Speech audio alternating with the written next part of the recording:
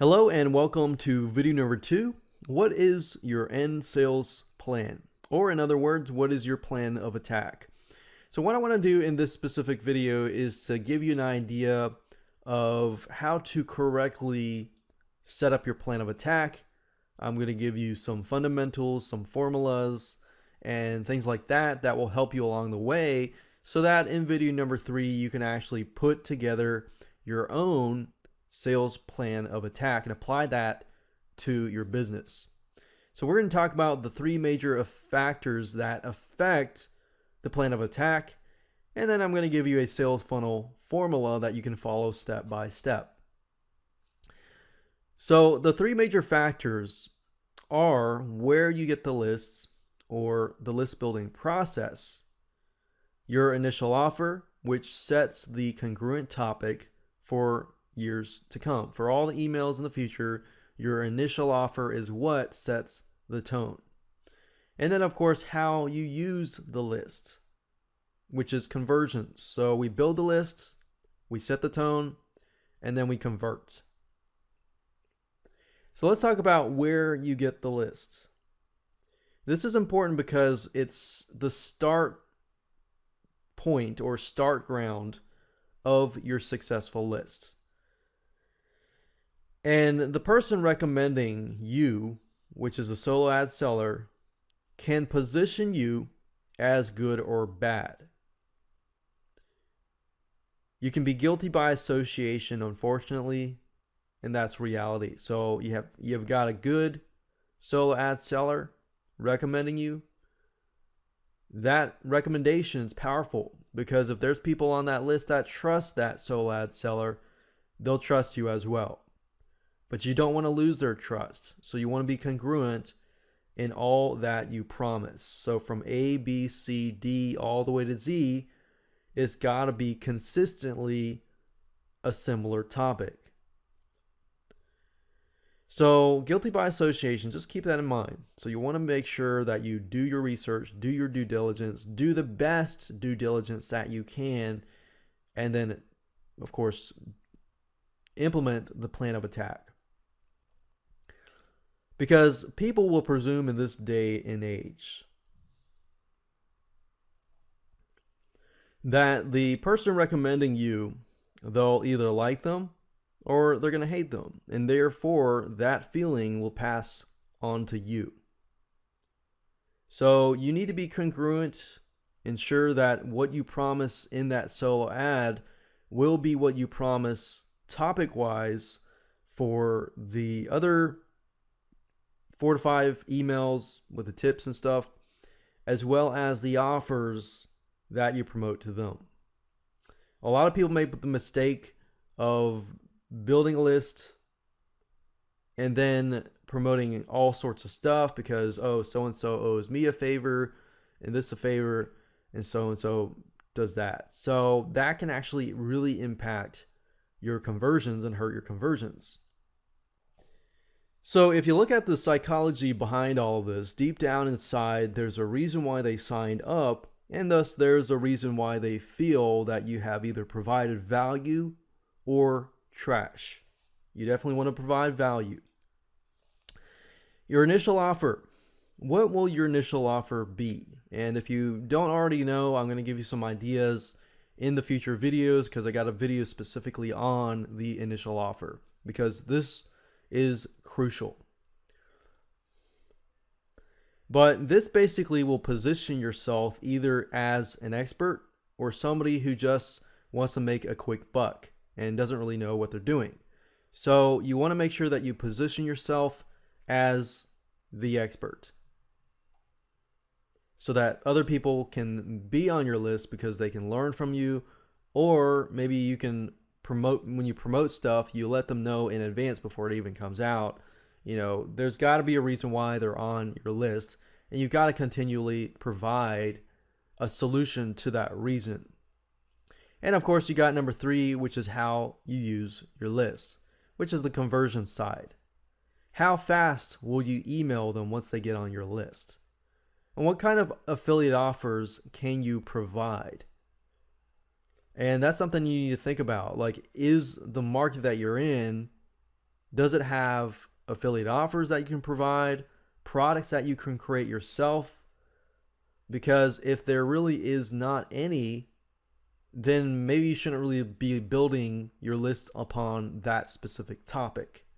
So you've got to research affiliate offers that you can provide and ensure that the market has many products that can help your list who wants that specific topic that they sign up for. So make sure that you can provide a lot of updated information as well. For example, if that market isn't growing, doesn't have a lot of information, you just think it's a good idea, then maybe that's not something that you want to go into. So make sure you do your research, figure out, okay, there are affiliate offers, there are products I can create, there's a lot of information in that niche that I can create around, and that means that there's also probably a really good buying market. Normally, if you find a market that doesn't have a lot of offers, doesn't have a lot of competition, doesn't have a lot of information, you have to be careful, because just because it sounds like a good idea doesn't necessarily mean that there's a lot of people buying in that market. So make sure you do your research beforehand and set yourself up for success. Let's talk about the sales funnel formula. Basically, this is the way it's going to be. First, you want to weed out freebie seekers. Now, like I said earlier in the video number 1, freebie seekers can be good depending on the market that you're in. But if the market that you're in, you see that you're going to be selling most of the time, you might want to weed out the freebie seekers.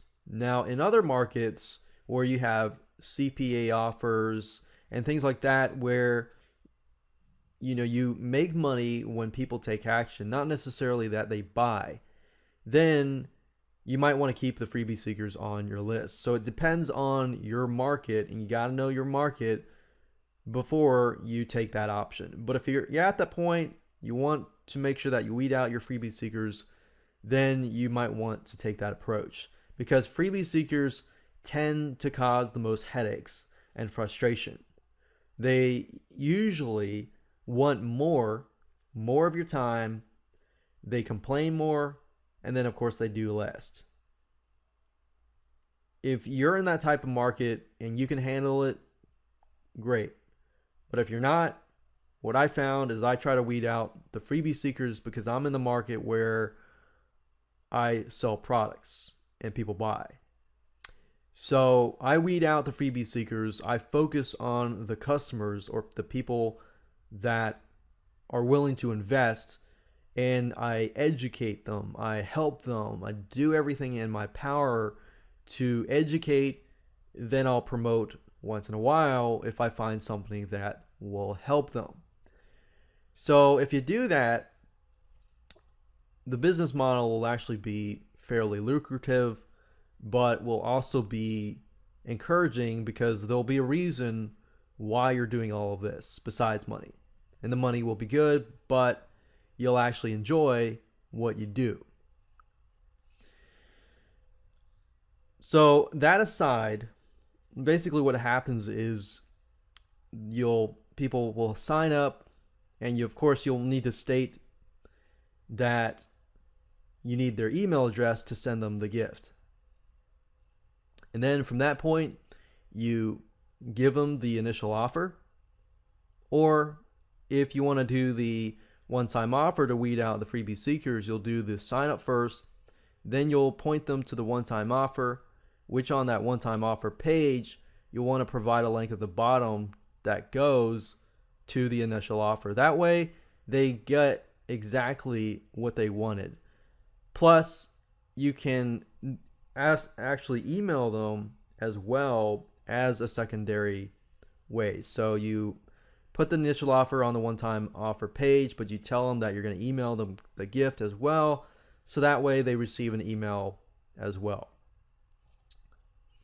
So you can sign up, they get the initial offer, you redirect them to the one-time offer page, redirect them to the gift, and then the email comes to their email box, and basically at that point they can get the initial offer, which is the first email that welcomes them, gives them gift, and then states what's ahead. You always want to state what's ahead.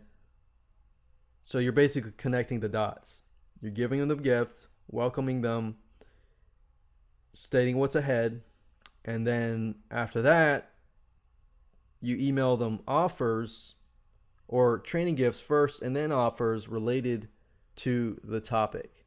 So as you can see, the topic has to be congruent all throughout the process in order for the conversions to actually work. So you can email them 4 to 5 weeks or 4 to 5 times with tips and advice that relates to the gift, or it could be 4 to 5 gifts as well. Then at that point, you can promote offers related only, and note the word only, to the original gift topic. If you begin to veer off and start promoting other stuff that's not really in that niche, then your conversions will drop. And you don't want that to happen. So with that said, let's move on to video number 3 and talk about how to customize your own sales funnel and create a mind map so that you can see visually, step by step, what you need to do.